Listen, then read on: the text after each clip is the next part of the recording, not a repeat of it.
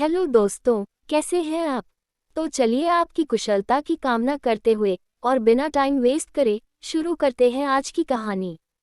सुमित 9 साल का एक चंचल और जिज्ञासु बच्चा था। वह चीजों को परखने और उनसे बातें करने का शौकीन था। पेड़ों की सरसराहट से लेकर दीवारों के पुराने पोस्ट तक उसे लगता था कि हर चीज के पास कोई न कोई कहानी होती है, बस सुनने वाला चाहिए। उसकी इसी आदत की वजह से उसके दोस्त कभी कभी उसे अजीब समझते थे, लेकिन सुमित को इससे कोई फर्क नहीं पड़ता था। तुम पागल हो क्या?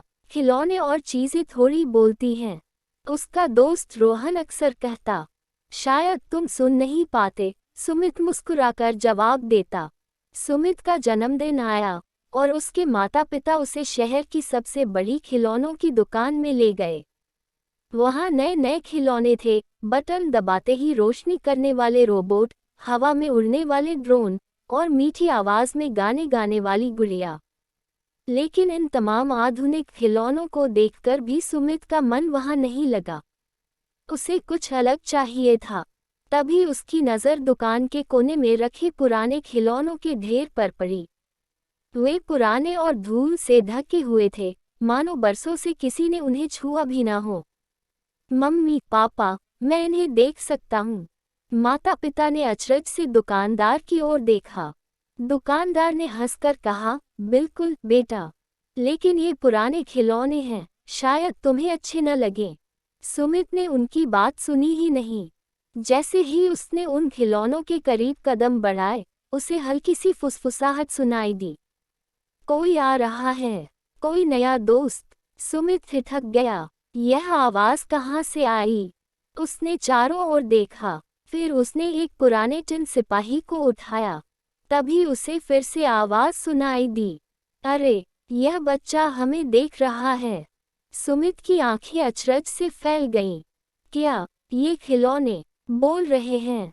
हाँ, हम बोल सकते हैं, लेकिन हमें सिर्फ वही सुन सकता है जो सच्चे दिल से खिलौनों से प्यार करता हो। एक गुड़िया मुस्कुराते हुए बोली। सुमित की उत्सुकता और बढ़ गई। उसने खिलौनों से पूछा, तुम लोग यहाँ क्यों हो? गुड़िया उदासी से बोली, हम पुराने हो चुके हैं, इसलिए अब कोई हमें खरीदता नहीं। हर कोई नए चमकते दमकते खिलौने चाहता है। दुकान का मालिक हमें फेंकने की सोच रहा है। सुमित को बहुत बुरा लगा। उसे एहसास हुआ कि हर पुरानी चीज बेकार नहीं होती, कुछ चीजें अपनी उम्र के साथ और भी खास हो जाती हैं। मम्मी पापा, मुझे ये पुराने खिलौने चाहिए। माता पिता हैरान रह गए। पर बेटा, ये तो पुराने और टूटे फूटे हैं। तुम्हें यहाँ इतने अच्छे अच्छे खिलौने मिल सकते हैं। नहीं, मुझे यही चाहिए। सुमित ने जिद पकड़ ली। माता पिता ने उसकी जिद मान ली और वह सारे पुराने खिलौने घर ले आया। घर पहुंचते ही सुमित ने काम शुरू कर दिया। सबसे पहले उसने खिलौनों को साफ किया, उनकी धूल हटाई। गुड़िया के कपड़े फटे थे, तो उसने अपनी माँ से उसे सिलवा दिया। एक खिलौना टूटा हुआ था, जिसे उसके पापा ने ठीक कर दिया। अब सारे खिलौने एकदम नए जैसे लगने लगे थे। जब रात हुई, तो सुमित ने सारे खिलौनों को अपने कमरे में सजा दिया। वह बहुत खुश था, लेकिन असली चमत्कार तो अभी बाकी था। आधी रात को सुमित की आंख अचानक खुली। उसने देखा कि उसके कमरे में हल्की हल्की चमक फैल रही थी। उसने चौंक कर देखा, वो सारे खिलौने चमक रहे थे और धीरे धीरे हिल भी रहे थे। सुमित, तुम बहुत अच्छे हो, टिन सिपाही बोला। तुमने हमें नया जीवन दिया है, गुड़िया बोली। और तभी एक जादुई चमक खिलौनों से निकली और वे पहले से भी ज्यादा सुंदर और नए जैसे हो गए। ये कैसे हुआ? सुमित ने हैरानी से पूछा। तुम्हारे प्यार और देखभाल ने हमें हमारी असली चमक लौटा दी, टिन सिपाही ने कहा। अब ये सिर्फ सुमित के नहीं, बल्कि उसके दोस्तों के भी पसंदीदा खिलौने बन गए। अगले दिन, जब उसके दोस्त रोहन और अजय उसके घर आए, तो वे ये सब देखकर दंग रह गए।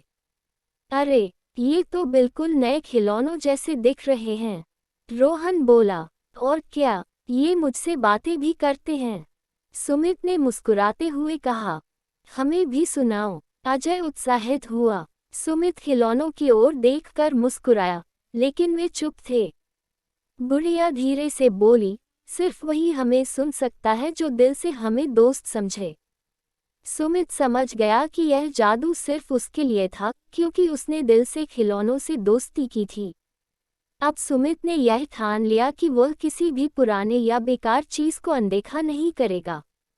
उसने अपने दोस्तों को भी सिखाया कि असली खुशी सिर्फ नई चीजों में नहीं होती, बल्कि पुराने और उपेक्षित चीजों को संवारने में होती है। और इस तरह सुमित और उसके जादुई खिलौनों की दोस्ती हमेशा के लिए अमर हो गई। शाम का समय था। छोटे से कस्बे में एक चाय की दुकान पर 4 दोस्त बैठकर गर्म चाय और पकौड़े का मजा ले रहे थे। ये दोस्त थे राहुल, पंकज, सीमा और नेहा। राहुल का नया स्मार्टफोन कुछ दिनों से अजीब हरकतें कर रहा था। कभी अपने आप कोई ऐप खुल जाती, तो कभी स्क्रीन पर अजीब मैसेज आने लगते। राहुल पहले तो यह सब कुछ अपने आप देखा और सोचता रहा कि क्या हो रहा है। लेकिन जब यह अजीब हरकतें बहुत ज़्यादा बढ़ गई और उसे बर्दाश्त नहीं हुआ, तब उसने अपने दोस्तों के साथ शेयर की। राहुल ने दोस्तों से कहा, पता नहीं ये फ़ोन पागल हो गया है या इसमें भूत आ गया है। कल रात अपने आप मेरी मम्मी को मैसेज कर दिया कि मैं रात भर बाहर रहूँगा। मैं तो टाइम से घर पहुँच गया, लेकिन मम्मी ने मुझे 3 घंटे तक डांटा। सीमा ने हंसते हुए कहा, भूत नहीं है, तेरे फ़ोन को शायद तुझसे बदला लेना है। राहुल ने कहा, बदला? किस बात का बदला? वो भी फ़ोन को। सब हंसने लगे, लेकिन उसी वक्त राहुल के फ़ोन की स्क्रीन पर एक मैसेज चमका, बदला लिया जाएगा, तैयार रहो। सभी के चेहरे का रंग उड़ गया। पंकज ने कहा, भाई ये कोई प्रैंक तो नहीं है? राहुल ने घबराते हुए जवाब दिया, मैं खुद इस फ़ोन से परेशान हूँ। लगता है इसे किसी बाबा के पास ले जाना पड़ेगा। उस रात राहुल अपने कमरे में सोने की कोशिश कर रहा था, लेकिन उसका फ़ोन बार बार वाइब्रेट कर रहा था। स्क्रीन पर अजीब अजीब इमोजी दिख रहे थे, डरावने चेहरे, भूत और खोपड़ियाँ। अचानक फ़ोन ने खुद ही एक वीडियो प्ले कर दिया।